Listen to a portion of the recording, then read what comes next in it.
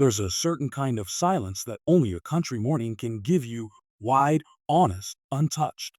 That morning, the sun hadn't fully climbed over the ridge behind my barn. Mist hung low over the pasture, clinging to the grass like it didn't want to leave. Birds chirped in a slow, measured rhythm, and my boots crunched softly on the gravel as I made my way out to check the water line near the north fence. Just another morning on the farm. I'd been here 17 years. Before that, 22 in the Army, infantry first, then logistics, until I finally made it out. After the war and the noise, I didn't want cities. I wanted space, land, quiet. I bought this spread when my wife Nora was still alive. She picked out the trees that line the driveway. Now they're tall enough to touch the morning sky. She's been gone 8 years, but her fingerprints are still on everything here. We never had kids. It was just us, the animals, and the land. Over time, I grew especially fond of the bulls, Buck and Diesel. They ruled the southern paddock. Massive, powerful creatures, but I'd raised them by hand, gentle with me, territorial with everyone else. Very territorial. That morning, Diesel was already agitated, snorting, pacing. I figured maybe coyotes again, or a wildcat. Then I heard it, tires. Not the crunch of gravel from the drive. Not someone punching in the gate code. Tires on grass. I stepped away from the fence line and squinted toward the tree line on the south end of the property, the part closest to that suburban development that sprouted up over the last decade. Used to be woods and open fields.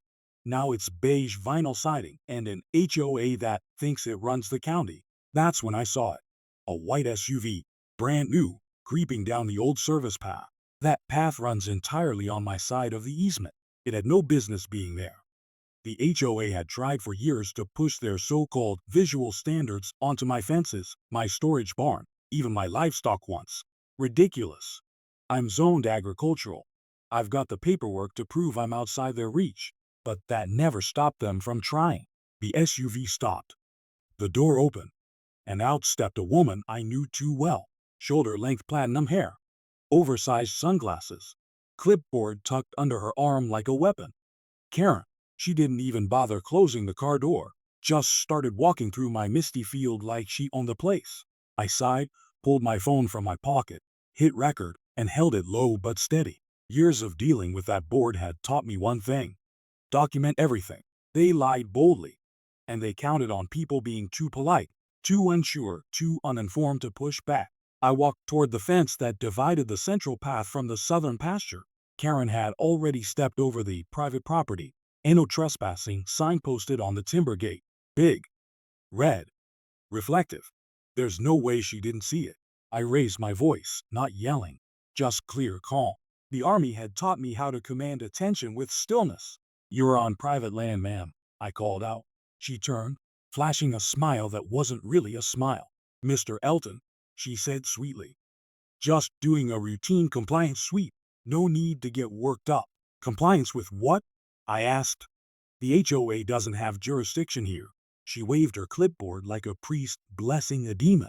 "There've been complaints about the condition of your south fence. Residents have reported livestock noises at all hours and sanitation concerns." I almost laughed. "It's a working farm," I said. She lifted her chin. "This subdivision is under Covenant Block 11. All properties within 500 feet of the perimeter fall under visual standards. Your fencing." "No, ma'am," I cut in, walking slowly toward the line. "That clause was thrown out after the 2009 parcel split. My land's grandfathered and outside HOA control. County confirmed it. Twice." She smiled wider. That fake kind meant to hide contempt. "Well," she said, "it's possible the documents have changed recently."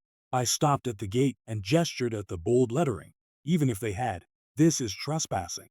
You're on private property. You need to leave." She glanced back at her SUV, then at me. "I'll be filing a report. You're becoming aggressive." "That animal noise this morning? I could hear it from my kitchen window." "You moved next to a farm," I said flatly. "The bulls aren't ornamental." She huffed, spun on her expensive heels, and stomped back toward the SUV. I didn't say another word, but I kept recording. I caught everything: her ignoring the sign, stepping onto my land, claiming authority she didn't have.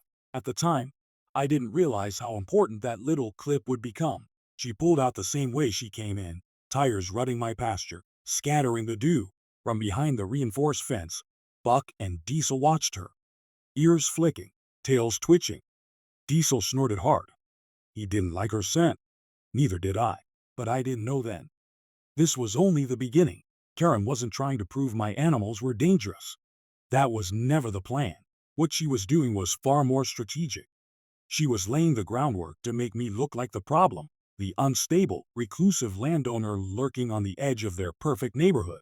She wanted to build a case. If she couldn't do it with the law, she'd try to do it with fear.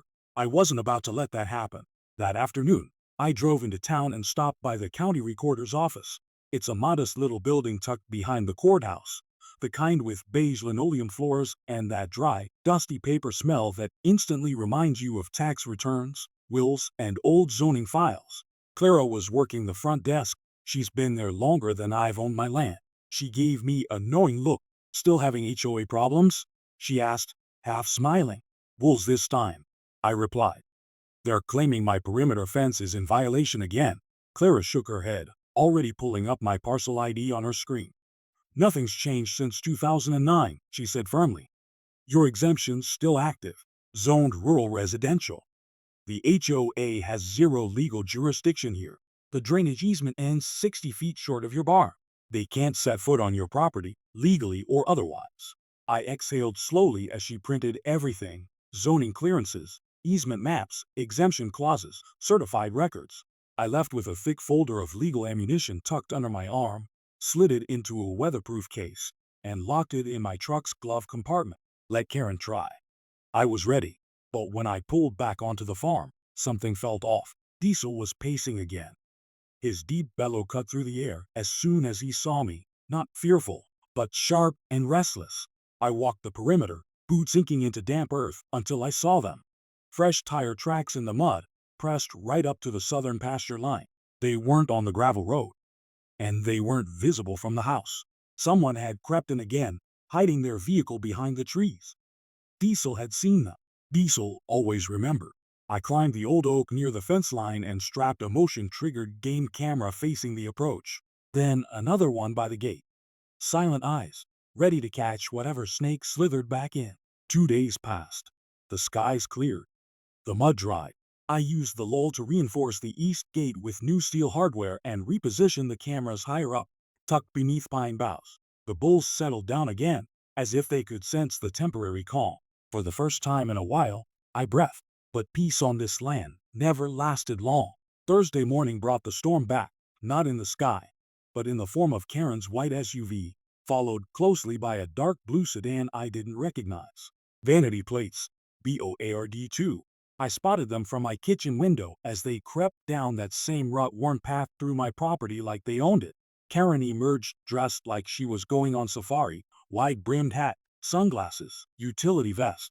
She was flanked by a man and a woman in business attire, both carrying clipboards and wearing name tags. Reinforcements. I turned on my phone camera and stepped out onto the porch. "Morning," I called. "Back again?" Karen flashed that sweet but dead smile. "Mr. Elton, we are conducting a documented inspection per our updated visual impact review for Edge Properties." "There's nothing to inspect," I said, walking toward the gate. "You're off your property again." The short, balding man stiffened his shoulders. "We're with the HOA Regulatory Committee. This won't take long." I positioned myself between them and the gate. "Unless you have a warrant or written county authorization to enter private land, this inspection's over." Karen gave a tight laugh. "We are not breaking any laws. We are well within our rights to review adjacent properties for compliance trends." "Compliance trends," I repeated. "This is a working farm, agricultural zone. HOA has no jurisdiction here. You're not entitled to review anything over this fence." The woman stepped forward, heels sinking into the soft soil.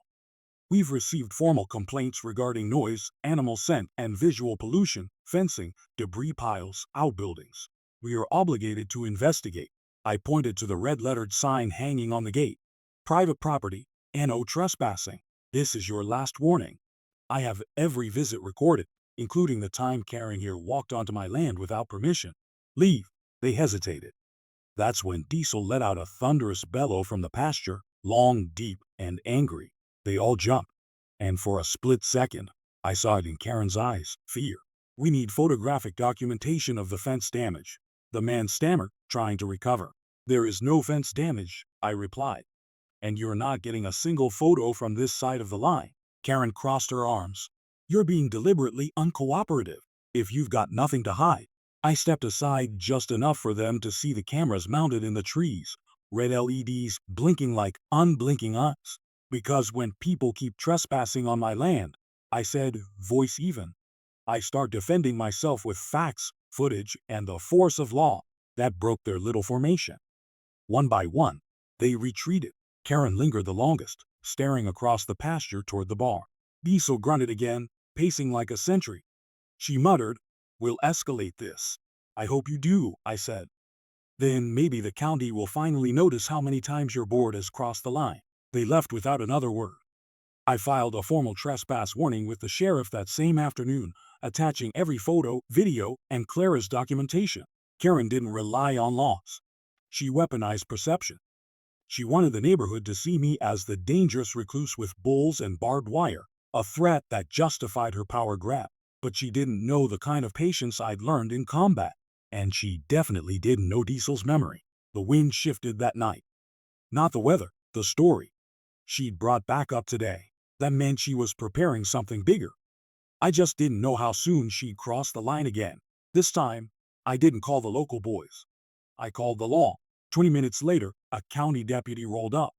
Karen tried to spin the story, but I had everything, video, timestamps, cameras, tire tracks. She ranted, the deputy didn't even flinch.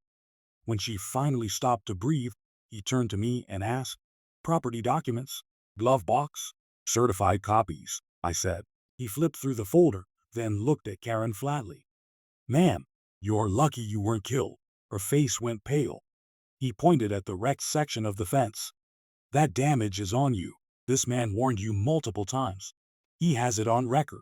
If you file anything against him, we'll refer this to the DA for trespassing and reckless endangerment. Karen went silent. Her SUV hissed in the mud, dented and steaming, as they towed it away. I stood by the pasture gate, one hand on the fence post. Diesel stood beside me calm. It felt like the storm had passed, but I knew Karen, and she wasn't done. By morning, the SUV was gone, hauled out by a tow truck. The damage was worse than I'd thought. Quarter panel caved in, tail lights shattered, passenger window cracked like an egg, hoof prints stamped deep into the mud. Paint scraped off onto the gate. It looked like a war zone. But the real blow to her pride wasn't the car. It was the fact that the bulls hadn't even cared who she was. Clipboard or bylaws. It meant nothing to them. She wasn't in control anymore. And that humiliation, that's what made her dangerous. She didn't scream when the SUV was hit. She didn't scream when the gate broke. She screamed when I walked toward her, phone recording, calm and prepared. That scream came from her ego shattering. That night, I rewatched every frame of footage, backing it all up. 4 warning signs were visible in the video. 4. Still, the HOA said nothing. No apology, no acknowledgement, just silence. That's when I knew she was plotting. 3 days later, a courier handed me a plain envelope. Inside, legal papers, a cease and desist, accusations of negligent livestock handling, claims that I'd trained my bulls to be territorial weapons, and a demand. Remove all unsecured livestock within 72 hours or face civil suit. I laughed. Then I stopped laughing. This wasn't just cover-up. Karen was going on the offensive. I called Lou. It's a bluff, he said. They want you to panic and move the animals. Don't bite. She's got no ground. HOA lawyers don't need ground, I replied. They just need noise. I looked out at Diesel and Buck under the oak tree. This land had been my refuge after war. I didn't want another fight, but the old feeling returned, that tightening in the chest I knew too well. How bad do you want this to end? Lou asked. Badly. Then flip the script. Make her the aggressor again. Catch her in something bigger. 2 days later, Jason, my one friend in the HOA, called in a whisper. She's planning a community walkthrough Sunday. No county officials. Just her and board members. Cameras. She's filing an incident report ahead of time in case you get aggressive. Good. If she wanted to cross the line again, I'd be ready. Saturday night, I reinforced the gate, added more cameras, and installed my secret weapon, a portable military-grade motion sensor. Legal. Invisible. Sunday morning, the sun burned through the mist as they arrived. 5 of them, Karen in all white like some angel of lawn codes, clipboard assistant, 2 board members, and a quiet cameraman. They didn't ring the bell. Just started pacing the fence, narrating violations like a courtroom drama. Then Karen stepped over. Just enough. Snap. The motion sensor blinked red. I stepped out of the barn. Smile for the camera, I said. You just broke a cease and desist order. Her assistant went pale. You're being recorded, Karen. My lawyer has live alerts from 3 systems. This is streaming to the sheriff's office in 10 minutes. She stammered about being invited. This is private land. I cut her off. Your notice claimed I was the danger, but I've stayed behind my fence. You just crossed it. Again, the cameraman raised his hand. I'm independent. HOA hired me to document. I've got everything on tape. Karen snapped at him to delete it. You signed a release, he said calmly. This is on record, she screamed. Not from fear, from the wall around her story collapsing, her face flushed crimson, jaw clenched, steam engine rage ready to blow. I didn't flinch. Diesel huffed once behind me, and 1 board member jumped. Karen threatened the cameraman again, but he stood his ground. You've got 5 minutes before the deputy arrives, I said. That's how long it takes. I already called this in. This is trespassing again. Right then, tires crunched on the driveway. A county SUV, Deputy Marks. A man who respected fences and rules. They crossed again? He asked. I showed him the blinking sensor and camera footage. 6 feet onto my land, 9:12 a.m. Recorded and backed up. The cameraman confirmed. Karen tried to claim it was a necessary inspection. Did you have permission? The deputy asked. We assumed. That's a no. He cut her off. She launched into accusations, dangerous animals, bulls as weapons, near-death experiences. I pulled up the SUV footage. 4 signs ignored. She drove in. She crashed. She screamed after. The deputy nodded. Insurance confirmed it. And body cam footage backs this up. She's twisting everything, she shrieked. And that's when I stepped closer, not in anger, but in clarity. You've stood on my land, lied about it, filmed me, insulted my animals, tried to twist the public. And now you're claiming I've weaponized bulls. You know what I've done, Karen? I've kept to myself, built my fences, paid my taxes, and grieved in peace. You walked into that like it was yours. Silence. Even the wind stopped. The deputy cleared his throat. I'm recommending the HOA and all inspections involving this property. Any more trespassing, and it's criminal. Karen tried to protest. He raised a hand. 5 witness statements confirm your entrance. You're lucky he's being civil. He turned to me. File now or wait until Monday? Monday, I said. Let them dig deeper. Karen looked like she might explode or cry. Maybe both. But she said nothing. The board scattered like rats. Even her assistant disappeared. The cameraman nodded to me. You handled that better than most. Karen slammed her car door and reversed out, her face twisted with rage and embarrassment. But behind it, defeat. The next day, an official HOA letter arrived, a formal apology, signed by 3 board members. Inspections suspended indefinitely. Recognition of my exemption status. An offer to pay for the fence. I didn't take the money, but I kept the letter. You never know when the wind shifts. The following morning, I sat on the porch with black coffee, watching the fog lift from the pasture like steam from a battlefield. Diesel and Buck grazed lazily, shadows stretching over the ground she once tried to claim. It was peaceful again. But I knew peace with someone like Karen is temporary. When brute force failed, she turned to politics, whisper campaigns, influence. But this time, I was ready for both. I compiled everything, digitally and physically, into well-labeled folders, each time-stamped and backed up 3 times. Then I wrote a formal affidavit, listing every single incident in order. The first trespass, the inspection, the bulls and the SUV crash, the cease and desist violation, and all the false accusations she made to the HOA board and animal control. After that, I drove to the county building with 2 copies and handed them to the administrative clerk for official filing. While I was there, I made one more stop: planning and zoning. I asked to speak with Supervisor Maggie Heron, a sharp woman in her 60s who'd worked in land management longer than most HOA boards had existed. She looked up when she saw me. "Mr. Elton, heard you've been having trouble with the neighborhood folks again." "Less trouble now," I said, "but I'd like to make sure they don't try this again." I handed her a copy of the HOA's letter and my exemption documents. She flipped through them, nodding slowly. "I want to submit a notice for public record," I said, "declaring that any future claims of HOA jurisdiction over my land are false and subject to county penalty for misuse of authority." She raised an eyebrow. "Going nuclear?" "Just building a firewall," I replied. She smiled, signed the form, and added it to the public registry. Now, if Karen tried anything again, if she even mentioned my name in a board meeting, it would trigger a county alert. I turned the system around, but there was still one last thing to do: the footage. So far, I'd only shared it with Lou, the sheriff, and the county, but I knew other people needed to see it. Not to mock Karen, not to gloat, but to warn, to show what happens when people cross the line, literally and figuratively. I edited the clips cleanly and uploaded them with no commentary. I titled it, "When HOA Power Goes Too Far, A Farmer's Warning." Within 2 days, it hit 38,000 views. Farmers, veterans, suburban homeowners, even former HOA board members flooded the comments. Messages poured in from across the country, stories of intimidation, property threats, and absurd fines over garden beds or paint colors. I realized I wasn't alone. And when Karen saw it, and I knew she would, it must have burned her to the core. The next time I saw her, she wasn't behind the wheel of her white SUV. She sat in the passenger seat of a blue sedan, staring out the window while someone else drove. She didn't wave, didn't step on my property, didn't smile. She looked like a ghost of the woman who'd once stormed my pasture with legal threats and high heels.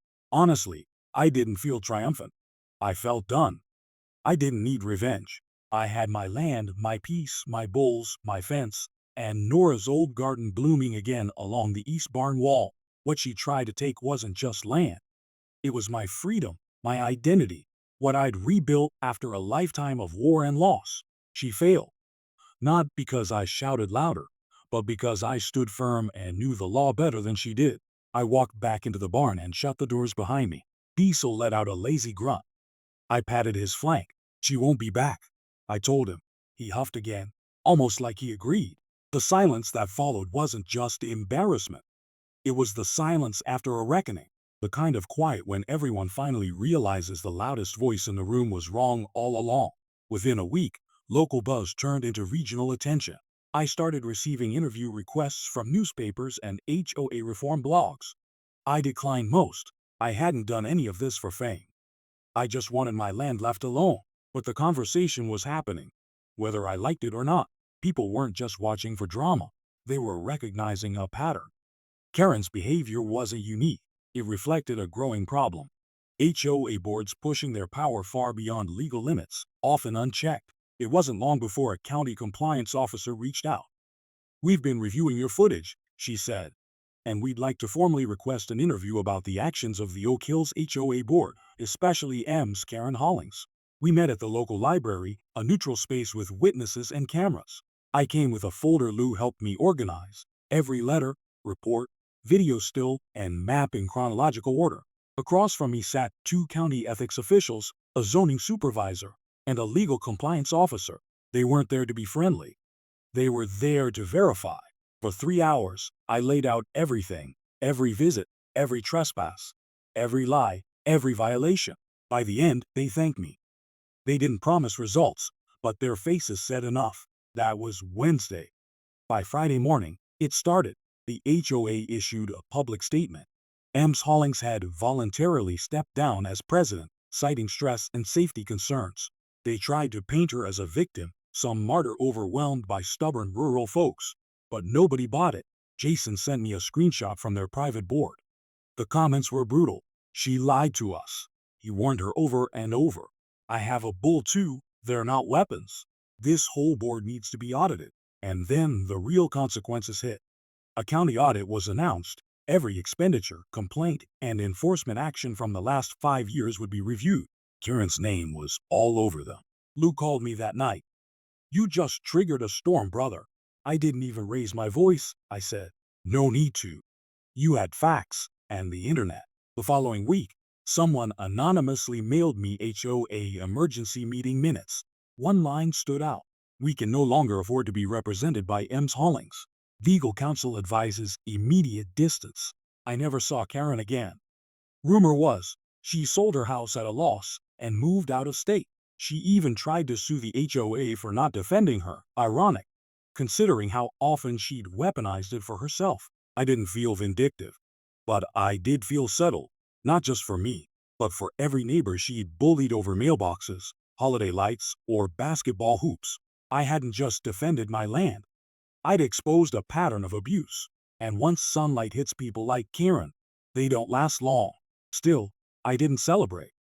The next morning, I fed the animals, repaired a fence Buck had leaned too hard on, and sat on the porch watching the light spill across the pasture. The neighborhood kids biked past the fence. One waved. I waved back. Jason dropped off a six-pack and some chili. "You ever think about running for the HOA board?" he asked, grinning. "God, no." I laughed. He laughed too. But the idea stuck, not because I wanted power, but because I realized how rare it is for someone to fight back and win. Maybe someone like me needed to sit at the table, not to control, but to remind them where the lines are. Because lines matter, especially when you build your life behind one. It was late spring when I rebuilt the last section of the southern fence. The one Karen's SUV and Diesel's Fury had splintered. The soil was warm and dry, wildflowers Nora once planted blooming again. I worked alone that morning, not because I had to, but because I wanted to. There's a kind of poetry in rebuilding something others tried to tear down. It's not revenge. It's reclamation of space, peace, and identity. Buck wandered over, chewing slowly, watching. "You remember all of it, don't you?" I asked. He blinked and swatted a fly. Diesel joined him soon after, calm as ever, standing sentinel. Their pasture was whole again. So was I. This land had always been my refuge. It saved me after war and after losing Nora. But I'd learned something over these months. Sometimes, when peace is threatened, you can't just retreat. You have to step out, draw your line, and make it stick. Word spread beyond Oak Hills. After the audit, counties issued new recommendations on HOA overreach. Some associations revised their rules. Others added training and oversight panels. I hadn't expected any of it. A few weeks later, I was invited to speak at a community town hall. I almost said no. Public speaking wasn't my thing. But Lou pushed me. Jason nudged me. Even Clara from the county said it might help others. So I stood at a podium under flickering lights and told my story. Not with rage. Just truth. When I finished, an old man in a Marine hat raised his hand. "What would you say to someone who's tired, who doesn't think they've got the fight in them anymore?" I looked at him and said, "You don't need to yell to be strong. You don't need to punch to make an impact. You just need to know where your lines are and never let anyone move them." He nodded. And for the first time in a long while, I felt something settle inside me. It wasn't tension. It was peace. Real peace. That summer, the town honored me at the community fair with a small sign, in honor of Daniel Elton for defending his land, his rights, and the dignity of rural life. I didn't cry then. But that evening, walking along the fence with the sunset painting Diesel's back in gold, my throat tightened. Nora would have been proud. She always said, "You're not just building a farm, you're building a legacy." I used to think legacy meant cornrows, cattle records, or barns that didn't leak. Turns out, it's the story people tell when you're not in the room. And now, my story was out there, not as a warning or a victory lap, but as proof. If you stand for what's yours, with patience and principle, you can outlast any storm, even one named Karen.